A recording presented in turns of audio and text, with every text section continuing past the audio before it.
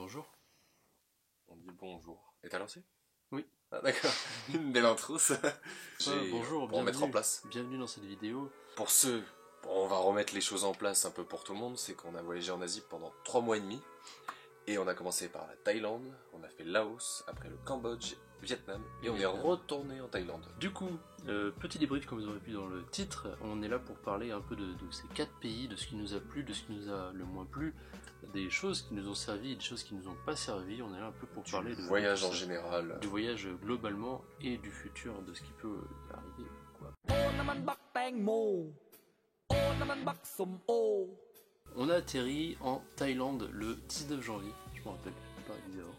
Et ça c'est obligé parce que on est parti 18 exactement. On est pas. Oui, excuse-moi. Et du coup, on a fait combien de temps d'avion? Pas mal, 13 heures, je crois. 13-14 heures. Je les ai pas trop vus passer, c'est assez vite. Turkish Airlines, parce qu'il faut quand même en parler, c'est la compagnie qu'on a utilisée dans notre vol aller-retour.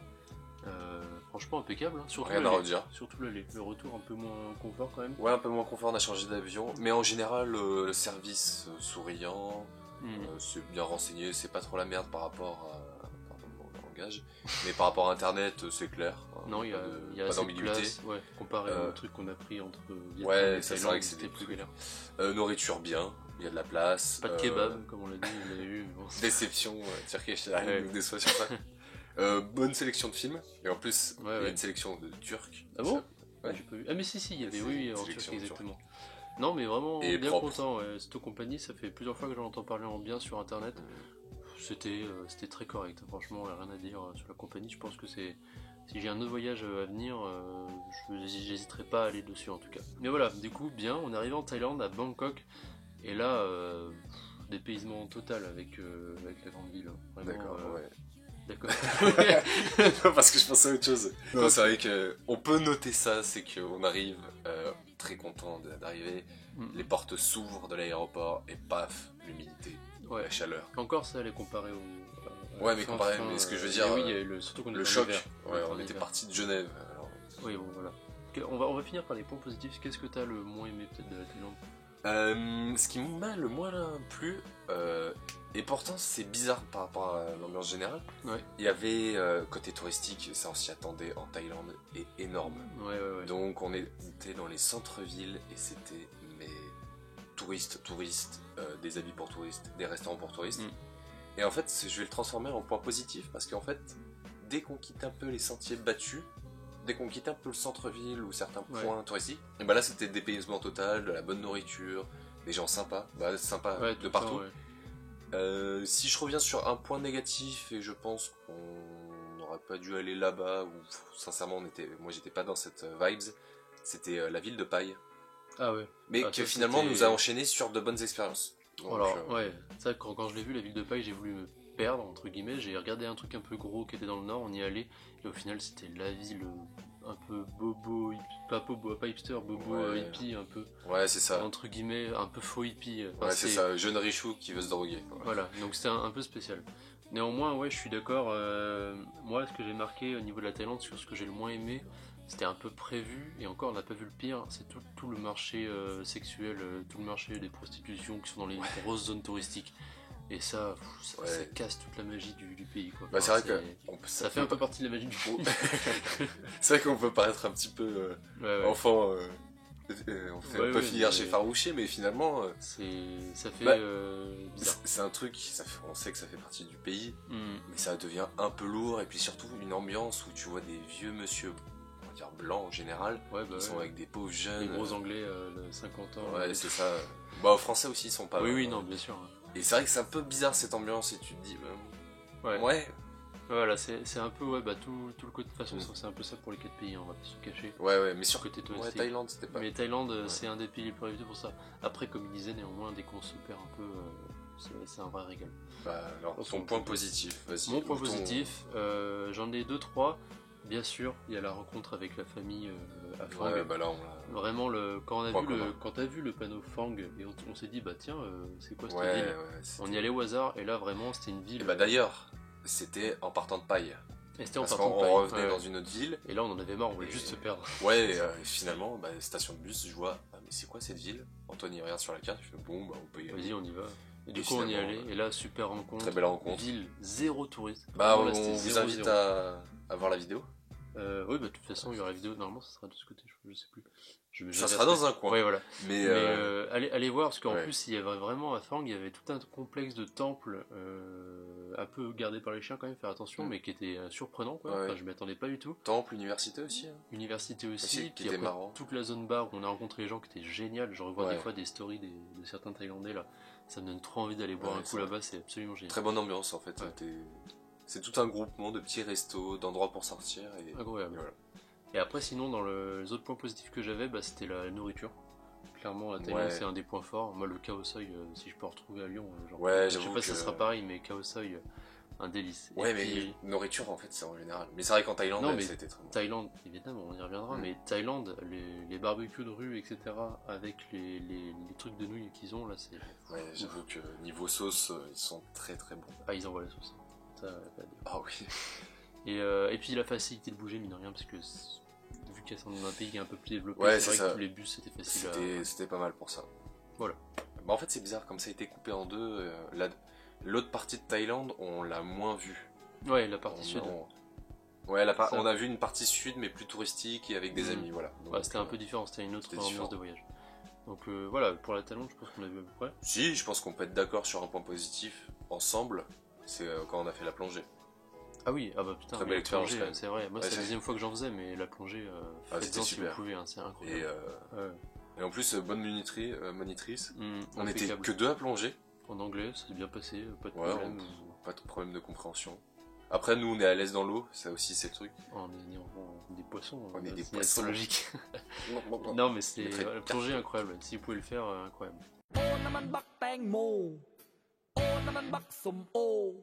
Ensuite, arrivé au Laos. Ouais, arrivé au Laos. Ouais, bah, le truc qui m'a le plus plu, c'était la campagne au Laos. Et le tour en moto. Surtout le tour en moto. La boucle de Takek. Bah, c'était la découverte un peu, parce que moi j'avais déjà essayé la motocross en stage il y a très longtemps. Baptiste, toi, relativement jamais, si ce n'est avec ton père.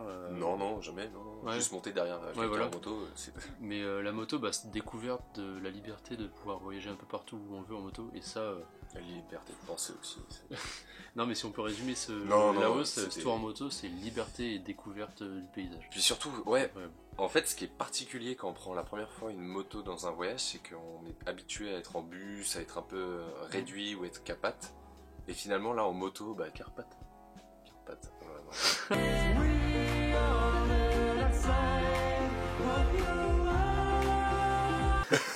Oh, c'est nul.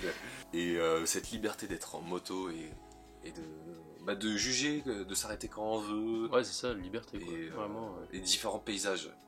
Même si elle est connue, cette boucle, elle est à faire. Ouais, en fait, on a fait 2 boucles, mais c'est vrai que les boucles qu'on a fait, on avait des doutes un petit peu vu que c'est très touristique. Et au final, ça gâche pas le paysage et les découvertes. Hein. Franchement, faut juste savoir s'écarter un petit peu des chemins sentiers battus quelquefois, quoi. Comme d'habitude. Ouais. Point négatif, on va dire, c'est le nord du Laos, parce qu'on changeait d'ambiance, on changeait de langue, on changeait de pays. Ce que je veux dire, c'était la première fois que je changeais de pays comme ça. Ouais, pourquoi Et bon, arrivé de nuit, un peu perdu. Et finalement, le nord a été assez. Ça nous a refroidi. On refroidit en température que. Ouais, c'est ça. En fait, il y a énormément de Chinois qui viennent dans le nord du Laos pour faire des autoroutes, pour faire des barrages. Donc, ambiance chinoise. Ouais. Peu de trucs touristiques, cher. Donc, assez bloqué, on va dire, en général. Donc, ça nous a pas. Ouais, moi, pareil. C'est la même chose qui ressort pour le nord du Laos, enfin, pour les points négatifs. C'était vraiment le fait d'arriver là-bas dans le nord, de vraiment, pas l'extrême nord, mais bien le nord, et de se retrouver dans des zones un peu industrielles chinoises, contrôlées par tout ça, juste pour la fabrication des barrages, etc., pour les ouvriers. Alors, j'ai rien contre les Chinois, mais c'est vrai qu'en général, là, pour le coup, sur le plan économique, ça fait assez bizarre, surtout qu'on m'avait vendu le Laos comme une terre un peu sainte, avec plein de paysages, de nature, etc.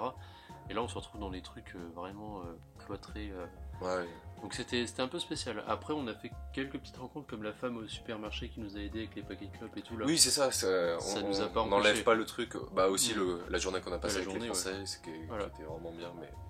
Mais voilà. Mais pour le coup, si j'ai un truc n'empêche à dire pour le Laos, si vous pouvez faire le Laos en moto, je pense que c'est le mieux. Parce que ce qui est le plus intéressant à voir au Laos, c'est clairement les campagnes.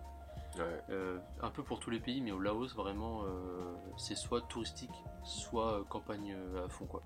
Et le Laos, on l'aurait su, je pense que j'aurais préféré le faire en moto. Ça aurait été les pays en général. Les pays en général, mais c'est vrai que pour le Laos, vu que c'est surtout très campagne, voilà.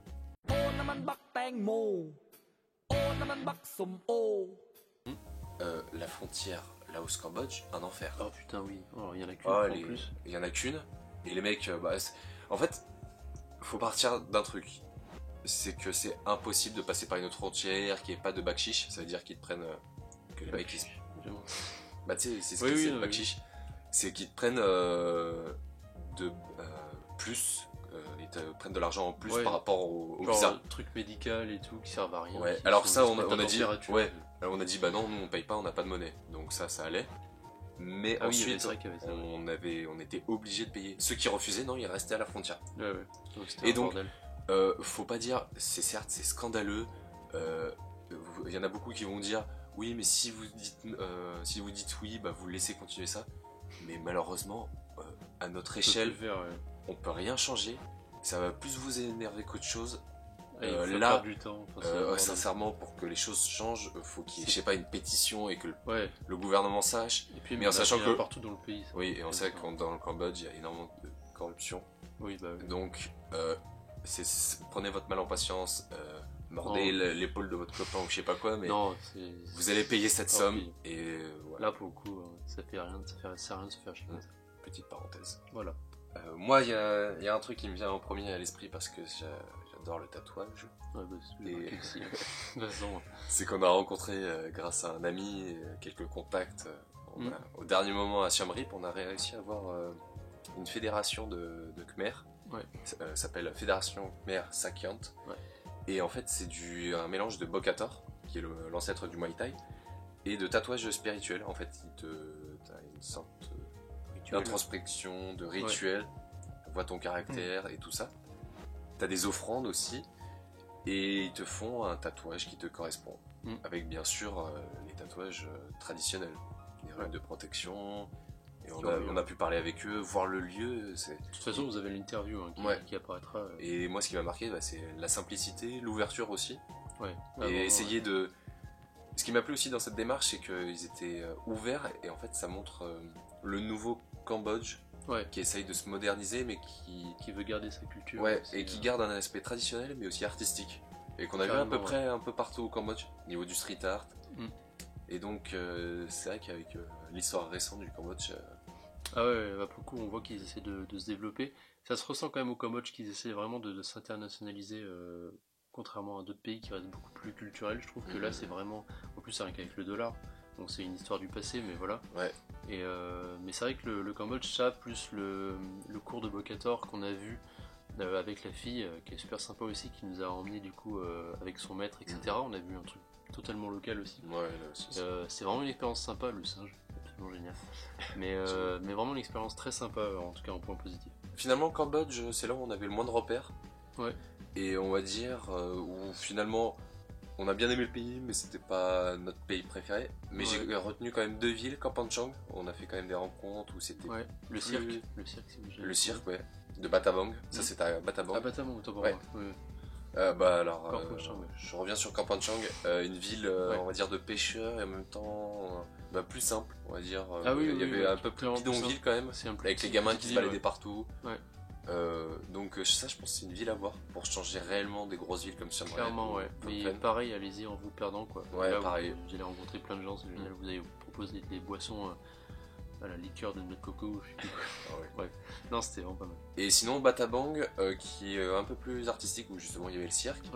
Il y avait quand même des visites à faire autour, et puis quand même des expats là-bas et des bars plus sympas. C'est bien fourni en activités autour et pas trop touristique non plus. Ça. Point négatif du coup du Cambodge, j'avais marqué un truc, mais c'est un peu global au Cambodge, je dirais. C'est un peu tout ce qui tourne autour du tourisme, de l'internationalisme, de la mondialisation, on va dire, un peu, et de la monnaie, etc. C'est un peu toute une vague globale qui entoure le Cambodge, qui m'a un peu déplu, qui est un peu fausse et un peu... Je sais pas comment dire. C'est typiquement quand les tuk-tuk t'appellent tout le temps à la longueur de journée pour quoi que ce soit, tout le marchandage, etc. Il y a toute une globalité autour de l'argent et du tourisme qui m'a un peu déçu. J'ai l'impression qu'on était bloqué dans le tourisme tout le temps quoi. Ouais, bah, c'est ça qui m'a. Même sensation, ouais. C'est vraiment à n'importe quel moment. En fait, ce qui m'a le plus choqué, c'est les tuk-tuk qui sont insistants. Ça, c'était. C'est un peu classique. C'est classique, mais c'est surtout que les tuk-tuk, ils repéraient directement les tours touristiques. Ah ouais, non, et ça, c'est incroyable. Rien que le mec. Ça veut dire que tout est cadré. Il n'y a pas de. Rien que le mec qu'on a emmené, le Cambodgien, qui nous a fait le tour de tuk-tuk pendant encore les temples, qu'on a dit il y a peut-être un truc par là, on aimerait bien les voir. Et on a fait si on veut aller là-bas. Et il nous a emmené. Il a fait j'ai jamais vu ce temple et tout. On lui a fait découvrir un truc, n'importe quoi. Mais voilà, c'était un peu toute cette mouvance. Et encore heureux qu'on a vu le passage sur l'île qui nous a fait du bien. Ouais, c'est ça. Mais quand on parle de mondialisation et que tu disais que le dollar c'était bien, que ça montrait qu'ils voulaient s'évoluer, c'est une donnée moins bien parce que leur monnaie, c'est un revers de médaille. C'est un bordel complet. Les mecs, je sais pas, ça fait 10 ans qu'ils sont avec. En fait, tu peux payer en riel, la monnaie locale, et en dollars. Et en fait, des fois, tu peux payer qu'en dollars, des fois, tu peux payer qu'en riel. Et tu te fais un peu avoir sur le dollar aussi. Ouais, c'est ça. Et les mecs, ils sont un peu perdus. Sincèrement, c'est même pas parce qu'ils veulent t'arnaquer. Il y en a qui veulent un peu changer les prix. Ça, c'est assez rare quand même. Mais il y en a, ils sont réellement perdus avec leur monnaie. Tout le temps. Ils demandent, ils réfléchissent, ils recomptent, ils font recompter pour être sûr. Si je peux donner un conseil par rapport à ça, c'est si vous pouvez échanger vos dollars totalement en riel. Et là, vous ferez moins avoir. Ouais, c'est ça. Et si vous êtes dans les zones un peu plus perdues, de toute façon, vous verrez qu'ils payent beaucoup moins que les dollars. Oui, parce que, anecdote, dans certains supermarchés, il y avait les prix en riel ou en dollars. Ah oui, il y avait, Et dans l'autre sens, en fait, quand t'allais au truc, ils arrondissaient. Ouais, ils arrondissent au-dessus. Et du coup, en dollars, c'est. On perd pas beaucoup, mais bon. Mais à chaque fois, ça fait une petite somme. Ouais. Donc vraiment, essayer de changer avec les riels. Du coup, arrivé au Vietnam, fort heureusement, pas par une frontière touristique. Et ça, je pense que ça a déjà beaucoup aidé. Tout en douceur. Du coup, le Vietnam. Arrivé au Vietnam, au Vietnam, un vrai plaisir. Coup de cœur au Vietnam, clairement déjà pour moi la cerise sur le gâteau c'était le tour en moto à Ha Giang comme ils disent. Le tour en moto dans le nord, on avait fait du coup au Laos avant, on s'attendait à peu près à quelque chose, mais c'est vrai que le Vietnam niveau paysage, là on était clairement servi. J'avais fait la Norvège il y a longtemps déjà, ça restait en tête des paysages incroyables. Mais là, Vietnam, le nord, et puis impressionnant. J'ai même pas réussi à les prendre en photo, déjà parce qu'il faut du temps pour les prendre en photo. Mais je sais pas comment dire, c'est indescriptible en photo ce genre de choses. Il faut y être au milieu. C'est monumental en fait. Parce que, puis en fait, c'est bizarre, c'est la physionomie que t'as sur la route. C'est des paysages en pic. C'est vraiment, tu te fais emporter sur la route sur le Vietnam. Je sais pas comment dire, mais. Et ça, il y avait ça, vraiment ça, la boucle de Ha Giang.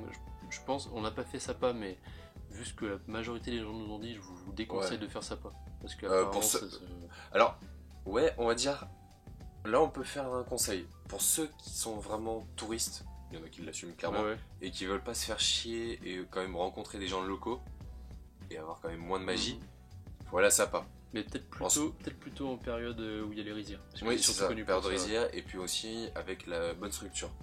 Bien se renseigner si vous voulez. Et pour ceux qui veulent un peu plus de défis et d'inconnus, aller dans les endroits où on est allé, ou même d'autres. Il y a un peu dans le nord. Nous on était un peu pressés par le temps, mais c'est vrai que là pour le coup, la boucle d'Ha Giang, c'est juste incroyable. Voilà. Après du coup, après ça il y avait Dalat. Je pense qu'on est tous les deux d'accord pour dire que c'était une bonne surprise. Non, Dalat c'est une bonne surprise déjà pour les sweet potatoes. Les patates douces déjà ça. Mais non, mais après la ville en fait c'est une ville qui est très tirée un peu française des colonies françaises. Ça se ressent un petit peu, on a vraiment l'impression d'être dans une ville de montagne en quelque sorte, mais à la vietnamienne, je sais pas comment dire. En fait c'est un mélange parce qu'en fait trop bizarre. On quitte le cliché des villes asiatiques communistes totalement, on va dire des rues cadrées, bâtiments en béton et c'est bon. Là c'est vraiment en colline, t'as des sortes de petites ruelles, des sortes de petites traboules on va dire. Et quand même la campagne autour, des spécialités, de la bonne nourriture. Putain, les nouilles, j'avais oublié ça. On est tombé amoureux de ce restaurant. Je sais pas combien il faut y aller aussi, mais incroyable. Ouais. Puis même artistiquement, parce qu'en fait, il y a pas mal de jeunes Vietnamiens qui viennent faire leurs vacances là-bas. Jeunes couples aussi. Jeunes qui couples viennent, aussi. là-bas, ouais. Et donc, il y a quand même des bonnes adresses, on va dire niveau bar, niveau un peu resto, branché, etc. Pour les des jeunes. activités à faire autour. Et elle a tout, cette ville. Ah oui, mais en plus, ça reste calme en même temps, quoi. Puis après, il y a tout le marché de nuit où c'est vachement vivant, où il y a plein de monde avec plein de trucs à manger. Enfin, incroyable. Franchement, c'est vraiment le genre de ville où j'y vais 6 mois pour vivre et je suis tranquille. Ouais, clairement, oui. Ah, c'est impeccable. Rien à dire. Ah, vraiment, Dalad, gros coup de cœur. Puis après, si je reviens sur la nourriture, mais les trucs qu'on a mangé là-bas, les nouilles, le bunchak, c'était Jules en Asie là, qui en parlait, qu'on a vu. On a mangé qu'une seule fois. Et je m'en veux parce que c'est tellement bon, ça aussi, j'ai adoré. Les nems, plus en finalement, un truc qui est con, mais leur plat typique, mais le feu. Le faux, ah oui, Le flamme. Incroyable, comment dire, c'est un plat basique de chez eux, mais c'est tellement efficace. Pas en autoroute par contre, pas en aire d'autoroute. Ouais. C'est vraiment pas ouf, je trouve. Et surtout cuisiné différemment selon les gens. Donc ça c'est intéressant. Mais à Hanoï, celui qu'on avait en dessous de l'appart, incroyable aussi. On a mangé je sais pas combien de fois, mais il y a plein de trucs de nouilles différents qui sont incroyables. J'arrive pas à citer, mais il y a... Ah non, clairement, si, il y a le Bunbo aussi, Bunbo, qui s'appelle Bunbo et pas Boboon. Donc il y en a partout en France. Non mais ça pareil, c'est incroyable. Il y a trop de choses vraiment au Vietnam. Je pense que c'est peut-être un peu plus varié que la Thaïlande, je dirais. Et aussi un petit truc cool, moins de barbecue peut-être pas. Ouais, moins de barbecue. Non, ce qui est cool, c'est aussi toutes les boissons que tu peux avoir dans tous les sens. En fait, c'est un sorte de... Vietnam, on l'a vu comme un sorte de petit Japon, mais quand même il y a très longtemps. Il n'y a pas de 7-Eleven. Mais il y a plein de petites échoppes sympas de thé, de trucs différents. Non, on trouve plein de choses. Vietnam, ça fourmille de plein de choses de culturelles.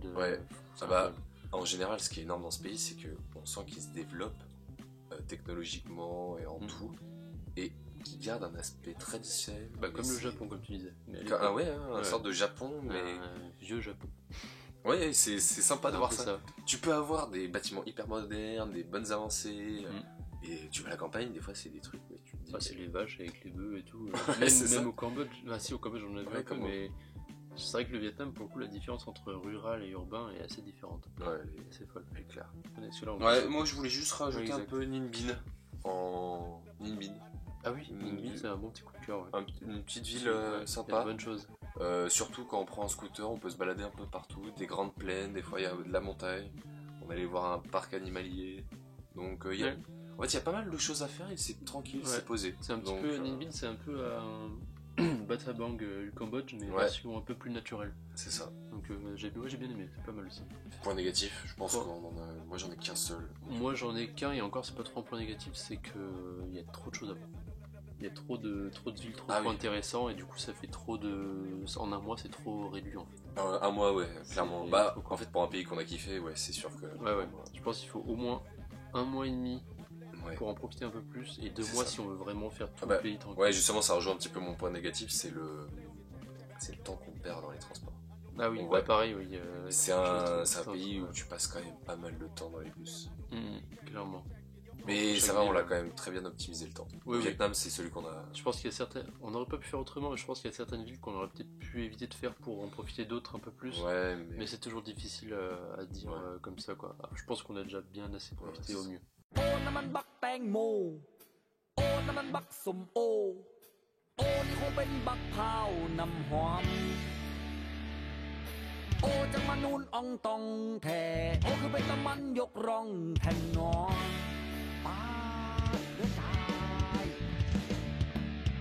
มาใหญ่เอาหายแท้โอเห็นแล้วอยากได้คือสิเป็นตาไปคันเฮ็ดนา